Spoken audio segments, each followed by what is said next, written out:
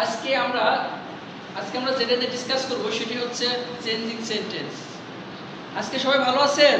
হ্যাঁ ভালো, আলহামদুলিল্লাহ। গুড। আজকে তো একদম তরতাজা মনে হচ্ছে। আজকে শুরু করতে যাচ্ছি আমরা, মানে বাকি যেগুলো ছিল রুলস এগুলো আজকে আমরা শেষ করব ইনশাআল্লাহ। এখন দেখি এক কত দূর পারি, সময় কম। চেঞ্জিং সেন্টেন্স, এটা আমি বলছিলাম আপনাদের অর্থ চেঞ্জ করা যাবে না। কি এক নম্বর, অর্থ চেঞ্জ করা যাবে না, অর্থটাকে ঠিক রেখে তারপরে চেঞ্জ করতে হবে। এটাই হচ্ছে চেঞ্জিং সেন্টেন্স। ওকে, নাও গেট স্টার্টেড। অ্যাফার্মেটিভ থেকে নেগেটিভ।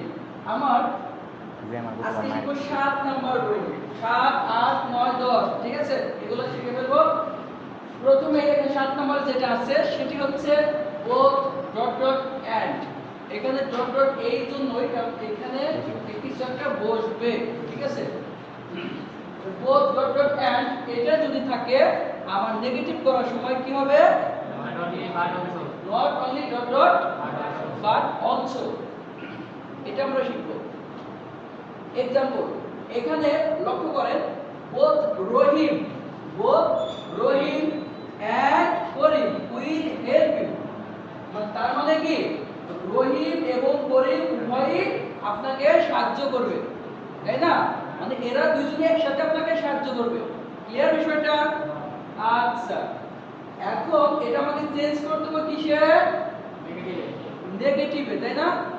আচ্ছা, তাহলে যেখানে আমার বোধ আছে, কি বোধ যেখানে থাকবে ওইখানে আমি লিখবো কি?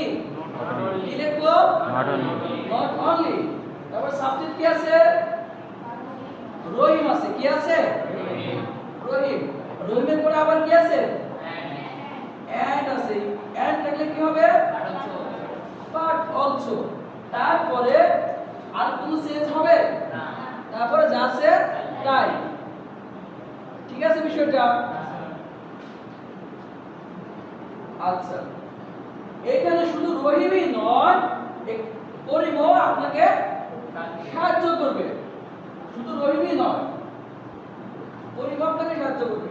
কিন্তু এখানে 8 নাম্বারটা যা মোস্ট ইম্পর্টেন্ট।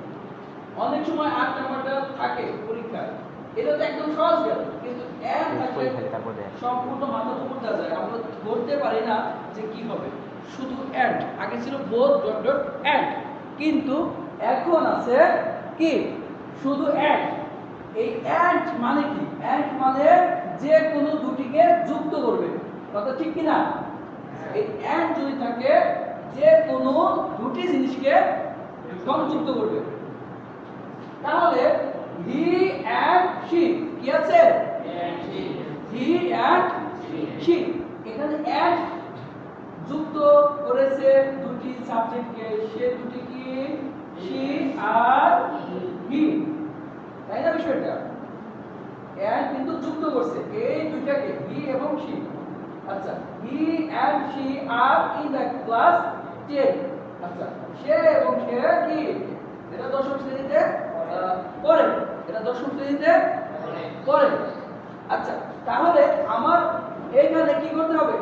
এই যে এন্ড আছে, কোথায় আছে এন্ড? এন্ড যুক্ত করছে হি কে এবং শি কে। তাহলে এখানে প্রথম যে সাবজেক্টটা আছে প্রথমে তার আগে লিখতে হবে নট অনলি। কি লিখবো? কি লিখবো? তারপর লিখবো সাবজেক্ট, এরপরে লিখবো কি? তাহলে আমার এই যে এখানে প্রথমে হি আছে, প্রথমে কি? হি আছে, তাহলে হির আগে লিখতে হবে কি? Not only. ঠিক আছে বিষয়টা? কারণ এটা হচ্ছে এন্ড এর আগে কি আছে? হি আছে, এটা একটা সাবজেক্ট, এই সাবজেক্টের আগে লিখতে হবে নট অনলি, সব ক্ষেত্রে নট অনলি। তারপরে হবে কি? হি। তারপরে যে এন্ড আছে এই এন্ড এর জায়গায় বাট অলসো। তারপরে আবার সাবজেক্ট কি আছে? শি। তারপরে যা আছে তাই। এই বিষয়টা বিপরীত ধর্মী শব্দ প্রয়োগ করে, মানে বিপরীত ধর্মী শব্দ প্রয়োগ করে আমার নো অথবা নট মানে ব্যবহার করে এক্ষেত্রে আমরা নেগেটিভ করতে পারি। তাহলে for example, he is an active, he is an কর্মঠ। অ্যাক্টিভ মানে কি? কর্মঠ। এখন এটার বিপরীত কি হবে? অলস। ওকে, কর্মঠের বিপরীত কি? অলস। তাহলে এটার বিপরীত হবে এবং সেই সাথে এই ভার্বের সাথে নো অথবা নট উল্লেখ করতে হবে। নো অথবা নট উল্লেখ করতে হবে, তাহলে আমার অর্থটা ঠিক থাকবে। Clear? He is an active, সে একজন কর্মঠ বা একজন সক্রিয়। হি ইজ নট, সে হয় না, কি হয় না? অ্যান লেজি, একজন অলস না, তার মানে সে কর্মঠ। এখন অ্যানসার কি? ও sorry, thank you so much. অর হচ্ছে অনেক মনোযোগ, এখানে কিন্তু এ হবে না, আমি বলে বলে দিয়ে দিচ্ছি। এখানে কি হবে? এ হবে। এখানে কি হবে? এ। আগে ছিল এন, কারণ এখানে ছিল কি? ভাওয়েল ছিল, ভাওয়েল, এই জন্য কি হয়েছে? এন হয়েছে। কিন্তু এই ক্ষেত্রে লেজি ক্ষেত্রে কিন্তু ভাওয়েল নাই, কনসোনেন্ট, এই জন্য এ হবে। তাহলে এই ক্ষেত্রে he is not a lazy, he is not a lazy. Clear? আচ্ছা, এখানে আমরা এই 9 নাম্বার আর কিছু एग्जांपल আমরা এখন শিখব।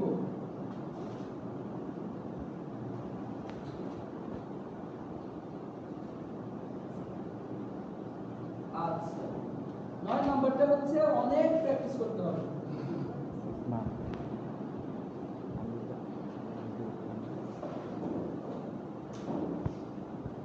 The man was poor. এটাকে যদি আমরা নেগেটিভ করতে যাই তাহলে কি হবে? লক্ষ্য করেন, তাহলে দা ম্যান আছে, দা ম্যান এখানে বসালাম, এখানে ওয়াজ আছে, ওয়াজ দিলাম, কিন্তু ওয়াজের পরে এখানে কি আছে? অ্যাডজেক্টিভ কি আছে? এটা কি? অ্যাডজেক্টিভ, এটা পুয়ার, মানে গরিব বোঝানো হয়েছে, অবস্থা বোঝানো হয়েছে। তাহলে ওয়াজ পুয়ার, তাহলে এখানে এটা বিপরীত কি হবে? এই পুয়ারের রিচ, পুয়ারের হচ্ছে বিপরীত হবে রিচ। সেই সাথে ভার্বের সাথে এর কি নো অথবা নট হবে। ওয়াজ নট রিচ, এর বিপরীত কি? রিচ মানে কি? ধনী। মানে তার মানে লোকটি ধনী ছিল না, লোকটি ধনী ছিল না, তার মানে গরিব ছিল। এখন আমরা the girl is fat, মানে মোটা ছিল। এটা একটা অ্যাডজেক্টিভ, ফ্যাট, একটু মোটা ছিল, তাই না? তো এটাকে আমরা নেগেটিভ যদি করতে যাই তাহলে কি হবে? নেগেটিভ করতে গেলে the girl is not, কি হবে? is not কি? এর বিপরীত কি? ফ্যাটের in স্লিম হবে।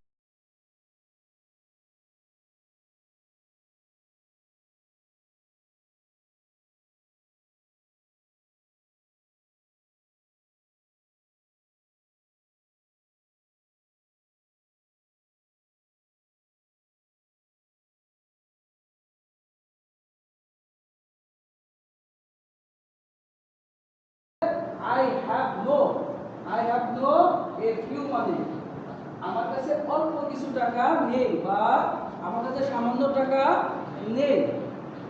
এখানে নো অথবা নট উল্লেখ করতে হবে। যেমন আছে আরো অনেক কিছু আছে। ম্যান ইজ মর্টাল, কি হবে? ম্যান ইজ মর্টাল, মানুষ মরণশীল। তাহলে এখন যদি দেই যে মানুষ মরণশীল না, তাহলে কি ঠিক হবে?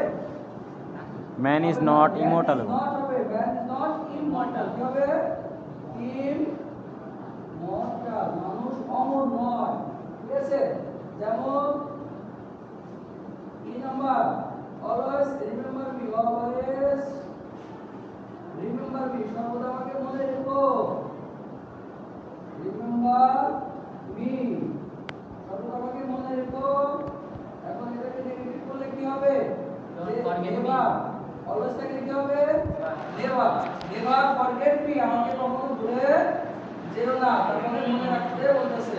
ফরগেট মি, এই হলো আমাদের চেঞ্জিং সেন্টেন্স। ওকে, লেখা শেষ হয়েছে। এখন আপনারা যারা লেখা শেষ করেনি তারা মানে লিখে দেন, আমরা আবার কালকে প্র্যাকটিস করবো। সবাইকে ধন্যবাদ।